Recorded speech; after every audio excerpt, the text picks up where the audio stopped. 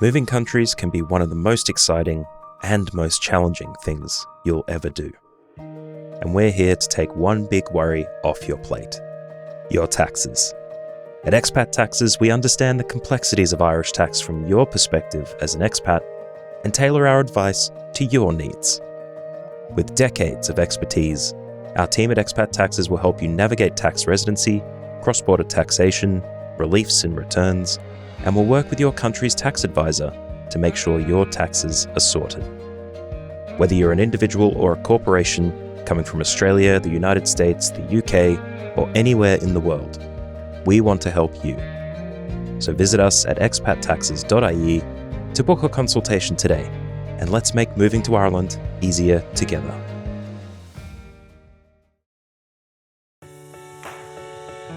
Welcome to Tax Bites for Expats, the top tax tips you want to know as an expat. The podcast is here to help answer the common queries and concerns expats have when moving to or from Ireland. Complex taxes explained simply. We'll focus on the Irish and international tax issues to be aware of to ensure you save time, money and stress.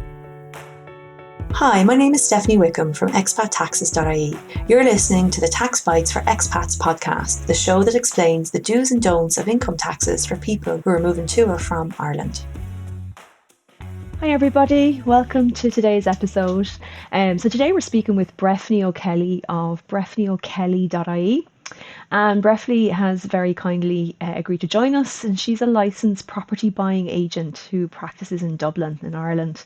She's originally from Dublin and she knows the property market there very, very well.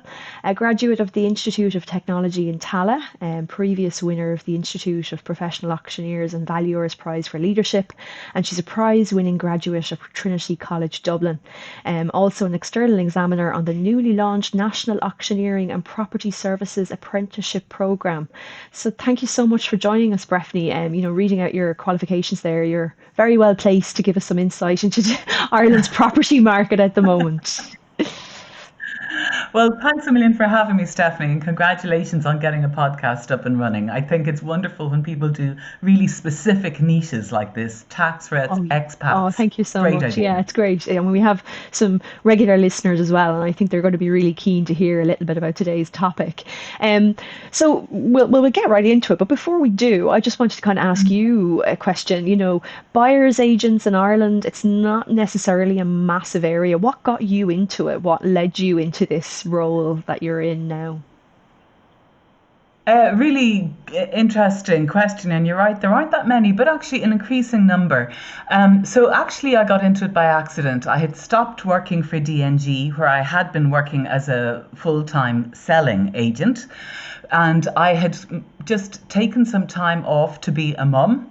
And about 6 months into this time off to be a mum, I got a call from a barrister, actually a busy senior counsel, who said, I need some help buying a house. I'm separating and I don't have the time to give this attention. And I said, great, I'll help you. Figured out what to charge him. And that was 6 years ago. And then it's just been one client has led to another, to another, to another. And that's how it's been. And I have to say, I love it. And one of the things I love about it is that when you act as a selling agent, you have to sell whatever property it is that the person has to give you. It might be a terrible property, what we might know as a terrible property in the trade. But when you're buying a property, you can actually only buy good ones. And that's quite I can satisfying. imagine. And who would the majority of your clients be then? People moving to Ireland, or does it generally tend to be a mix? It's a mix. It's probably at the moment, it's about 50-50, I'd say. So, for example, at the moment I have American couples who are moving to Ireland to buy, who actually have no connection with Ireland at all. They're just moving on various stamps. One is a wealthy kind of a stamp and the other is a special employment kind of a stamp. And then I have busy Irish professionals who, like consultants and barristers, who just don't have the time to give it the attention it needs to get the thing done. Lots of people don't need buyer's agents. It's perfectly possible to do it yourself. But if you don't know the system, if you don't know the terrain, if you don't have the time, and if you just want someone to say, come this way, don't go there, come here, and get it done in a finite time, then they do have their uses. Yeah, no, I can imagine. I mean, a great service. And, a lot of the people that we speak to, so, our clients would tend to be in the first category that you mentioned there. So individuals moving from locations outside of Ireland to Ireland, whether they be Irish returning or, foreign nationals who are coming to live here for one reason or another. A lot of the things that we hear them say is, I suppose, the nervousness around, well, there's a lot of talk about a housing crisis, difficulty getting on the property ladder. When you are talking to people, specifically those who are relocating to Ireland from overseas, what are the type of tips or guides that you give them as you kind of start into the process of looking for a house? It depends on why they have contacted me. So, for example, sometimes I have people who have a job here, or they know they're moving to Ireland. So it's absolutely clear they're coming here. They have no doubt but that it's happening. And that's a different energy to people who contact me who are Irish living abroad, who want to get something at home, maybe to rent it out with a view to living in it in due course, maybe in quite a few years. So they're two quite different things. Otherwise, some other people might contact me to buy a holiday home.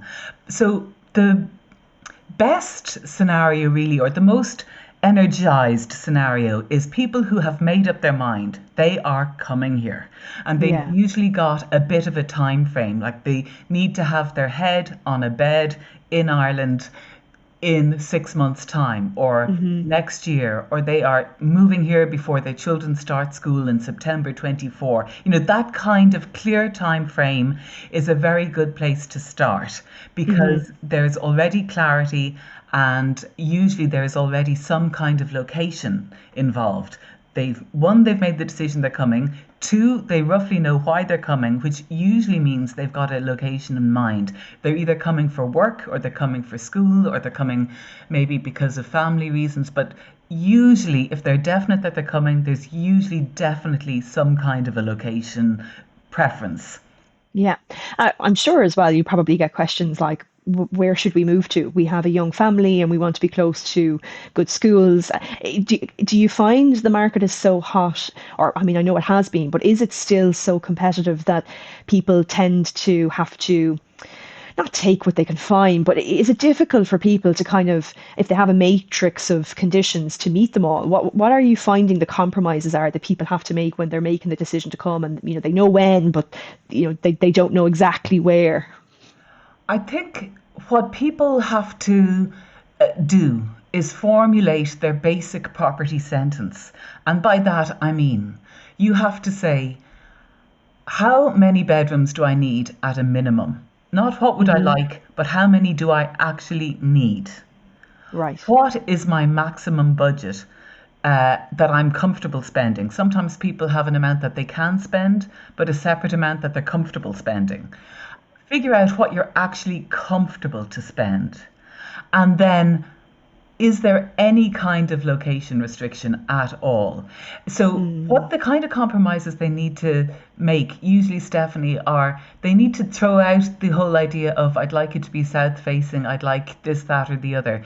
I like to get a minimum property sentence going first. It needs to have X number of bedrooms, it needs to cost no more than Y, and it needs to be within X kilometres of somewhere, either a school or my parents or the workplace or something. Once we've put that basic property sentence in place, the whole thing starts to become a bit clearer.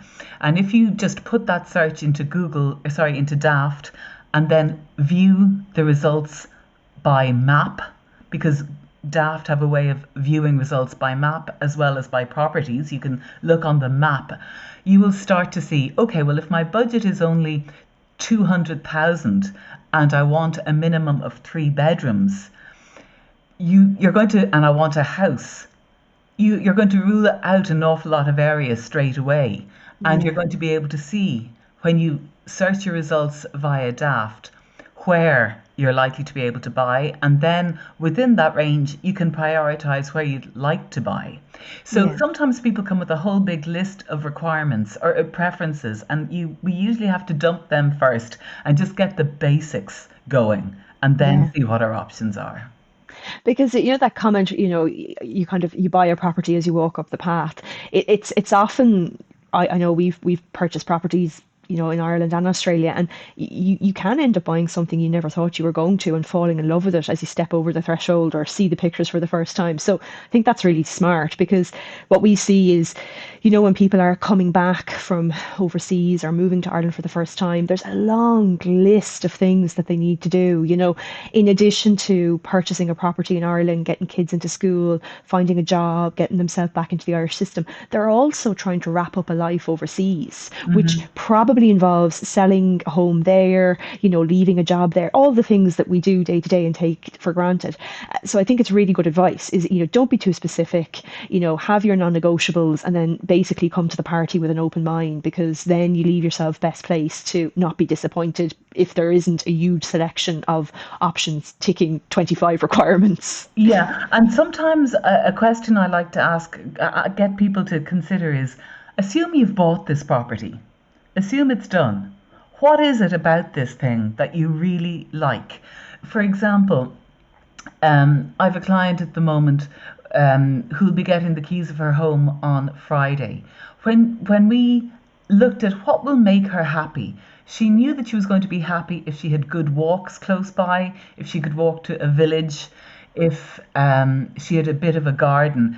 That's how she knew she was going to have a nice life in there. So sometimes when we stand in front of the search, we can get overwhelmed by it. But if we put ourselves at the end of the search and assume you're living in your house, it's kind of a different way of considering it. And sometimes it gives you a question that you didn't know.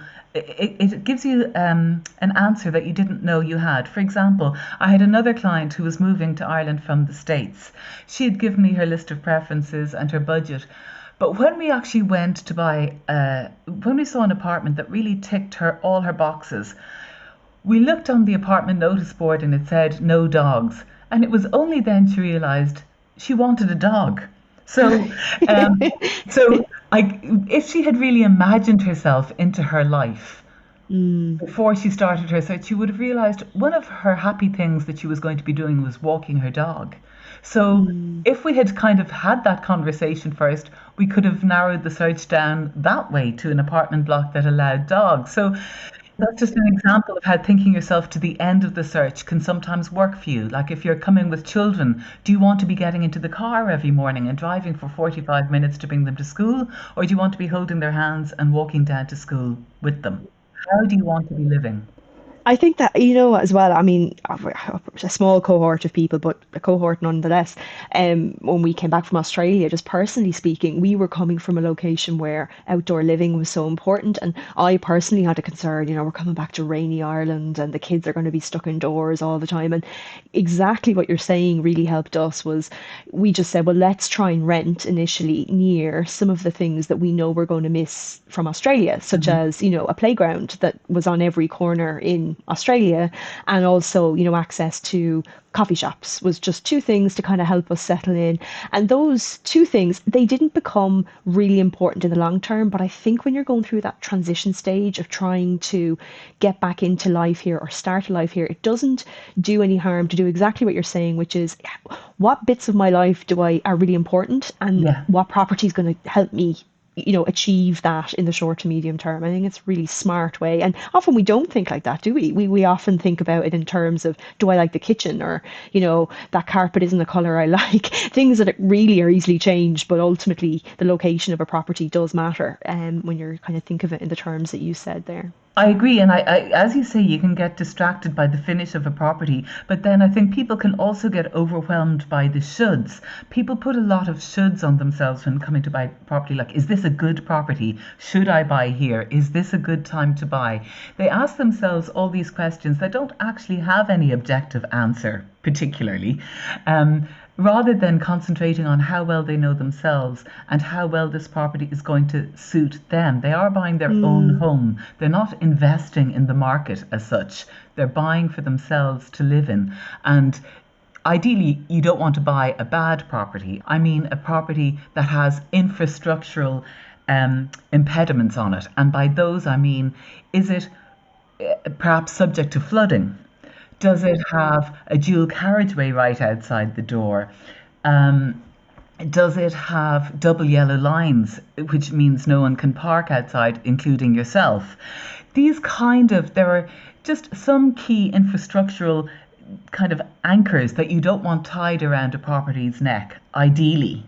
So that's what I mean by a bad property. But apart from that, apart from avoiding something that might impede you being able to sell the property on again, the best advice to take is your own gut instinct and how you like to live, and try and match that by being really honest with yourself. Here's a question then. Obviously, you deal with people who maybe aren't in Ireland yet. Do you see people buying houses they've never actually physically been in or, viewed in person? Yes, I do. And it's a reasonable question to ask, especially during COVID, where people were buying properties that they couldn't physically go into. And the question is it bonkers to go and buy a property that you've never physically set foot in? And I don't think so, because I feel you can do a lot of research online, and the kinds of ways I suggest people look at a property are, firstly, on Google Earth, just to look at it from the sky. And that will sometimes show you whether there's an infrastructural burden beside it. E.g., I'm looking for clients at a moment in Kilkenny, and I was looking at a property and I just looked at it from the desktop via Google Earth, and I saw a big quarry beside it. Now, that didn't come up in the photographs on the listing on Daft, but it did come up when I searched it on the Earth.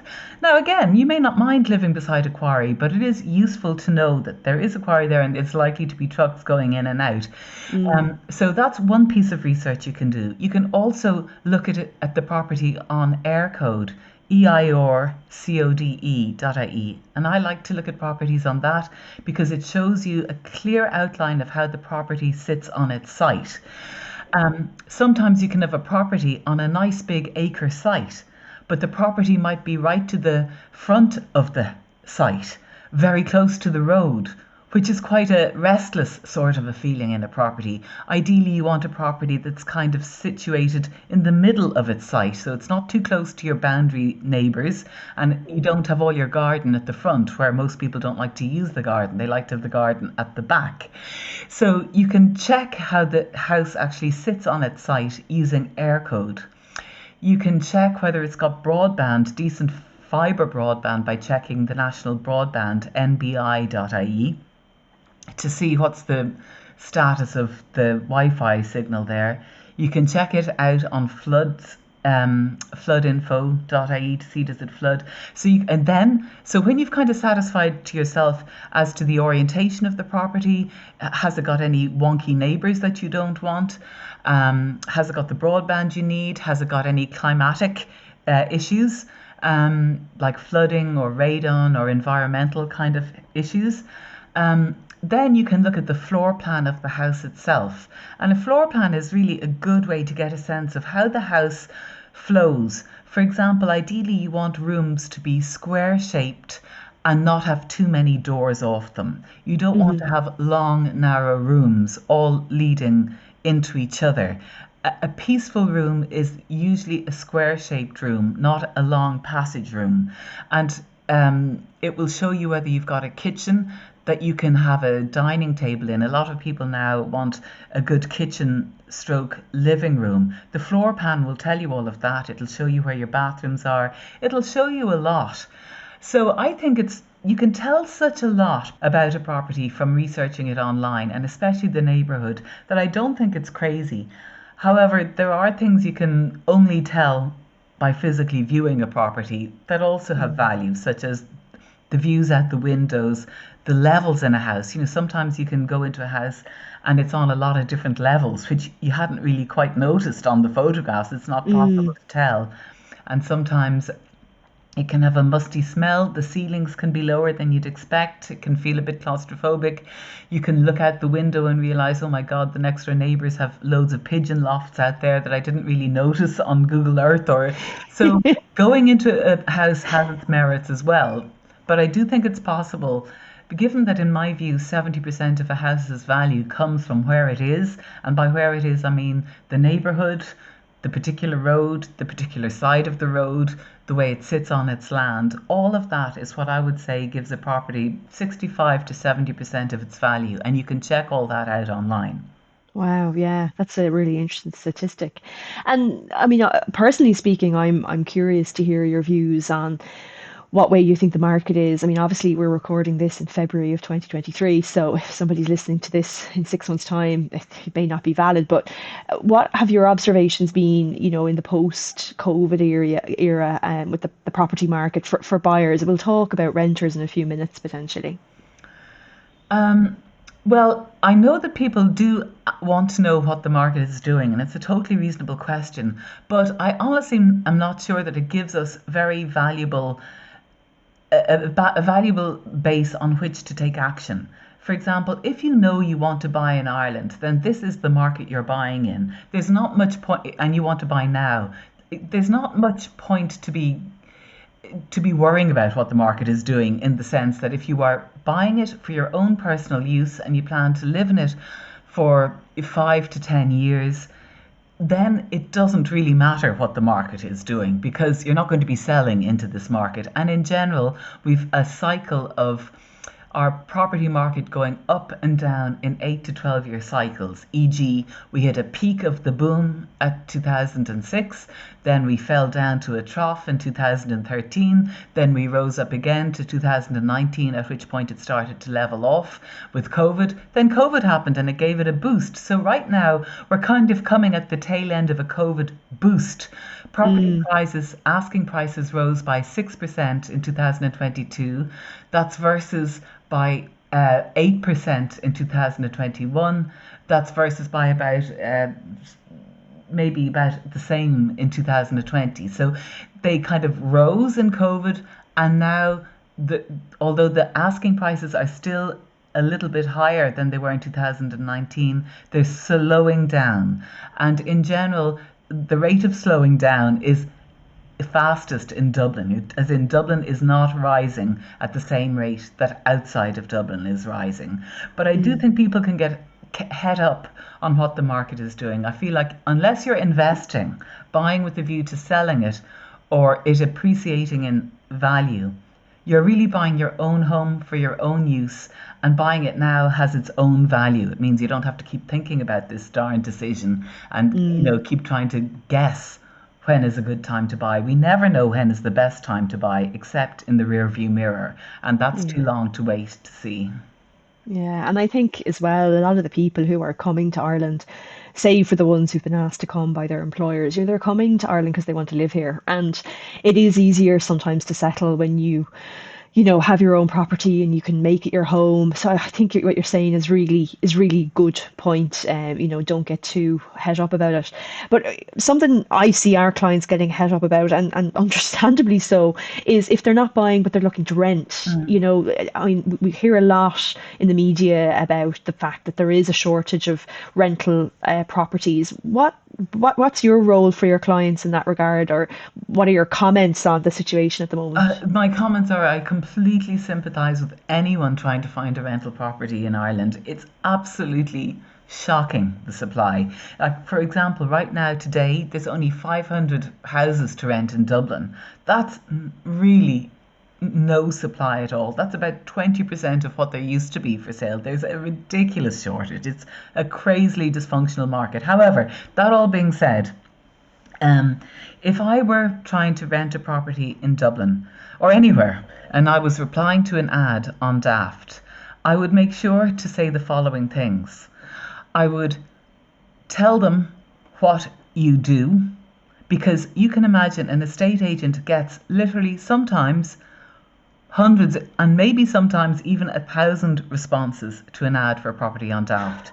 And if they're all just standard responses, if there's all standard inquiries like, hello, I'm interested in this property, they're not going to reply to you.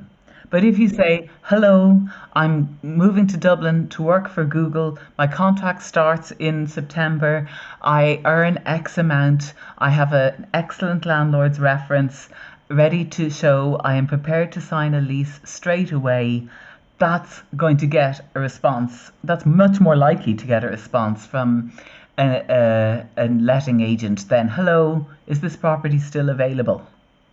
Yeah. So essentially, distinguish yourself from the competition. Yeah. Because the competition, I mean, people are probably fatigued.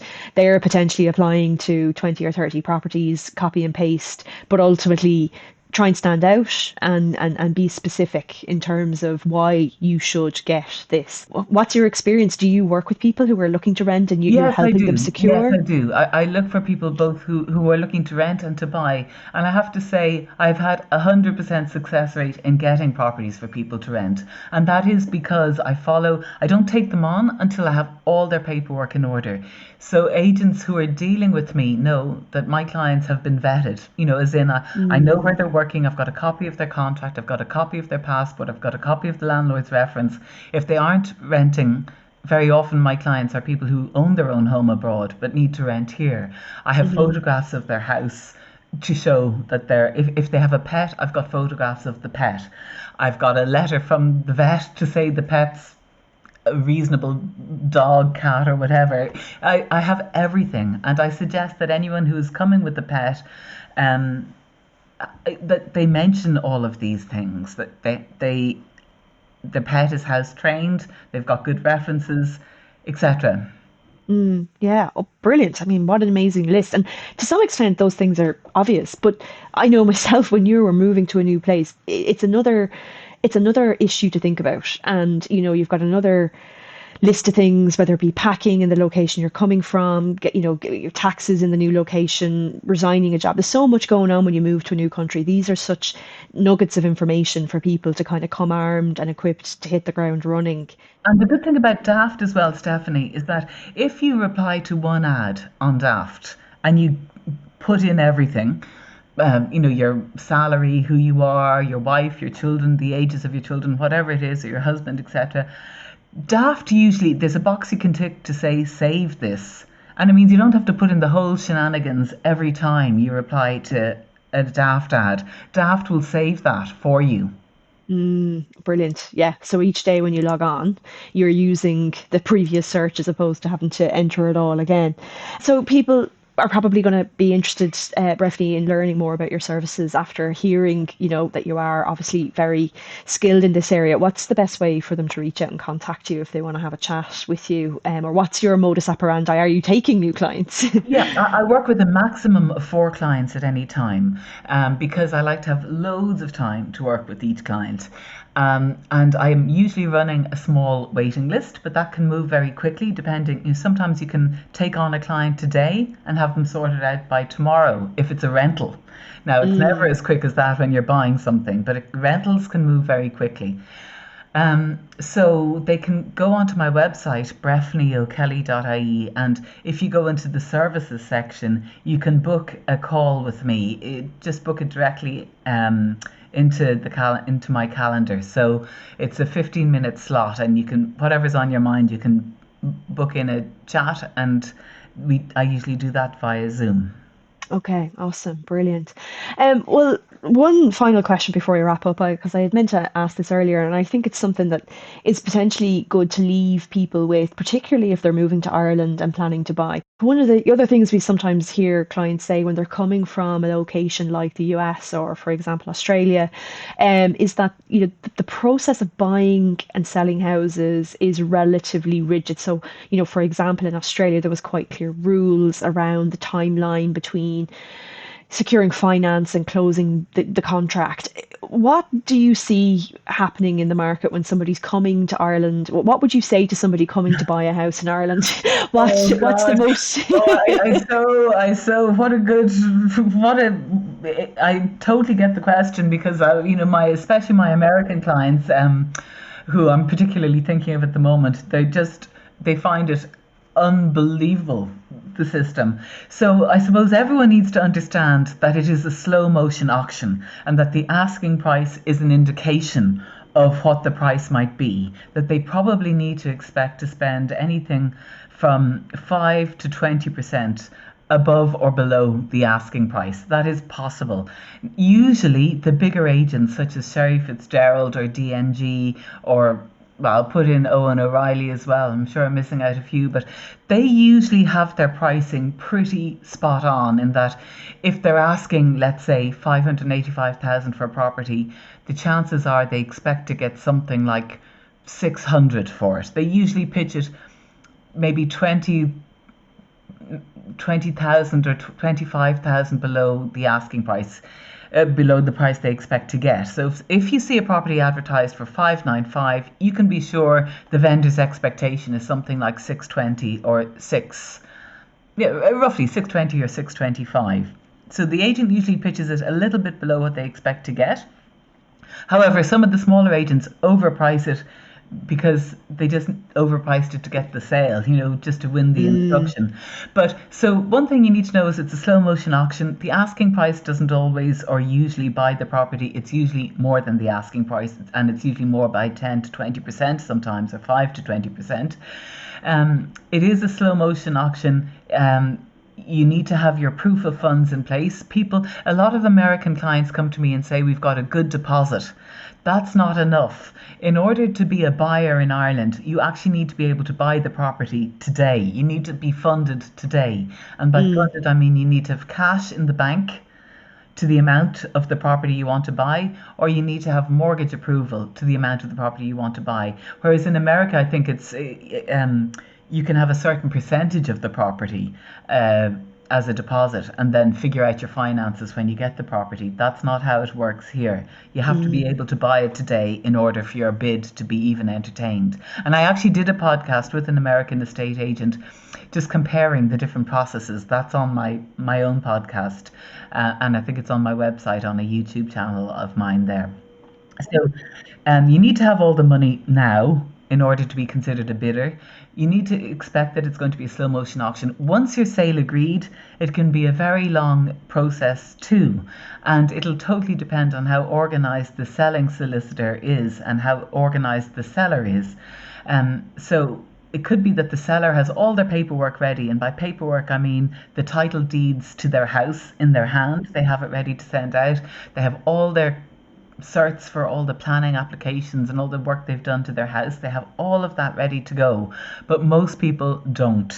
So when you go sale agreed as a buyer on a property, that's usually the point at which the seller's solicitor starts to get the paperwork together. So it can be maybe 4 to 8 weeks before you as a buyer before your solicitor gets anything from the seller's solicitor in terms of paperwork. It's just an older process than maybe some of the more, look, a country like Australia where you've got, the country's a couple of 100 years old versus Irish.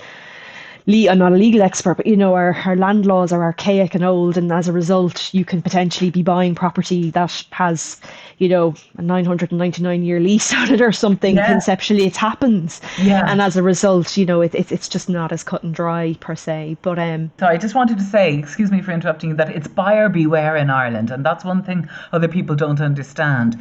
In England and America and maybe in Australia, there's a duty to disclose what's wrong with the property. You don't have to do that in Ireland. It is up to the buyer to satisfy themselves that the property is sound. So apologies for interrupting you there. No, it's a brilliant point, because this is the shift, I think, culturally, that it's much better to be told that at the start than learn that the hard way. So that's a very useful piece of information. I've so enjoyed chatting to you, Breffnie. Thank you so much. It's so insightful, and I think it's really good to hear that there's people in the market who can help people who want the help kind of navigate this, broker it, find their dream home, and essentially start their life in Ireland on a good foot. It's really, really good, and I really appreciate you talking to us. Thank you so much for taking the time. My pleasure, my total pleasure. Thank you, Stephanie. Thanks for listening to Tax Bites for Expats. Please do leave a rating or review wherever you listen to your podcast. And as always, remember to take professional tax advice specific to your personal circumstances before acting or refraining from action in connection with the matters dealt with in this series. The material in this podcast is intended to give general guidance only.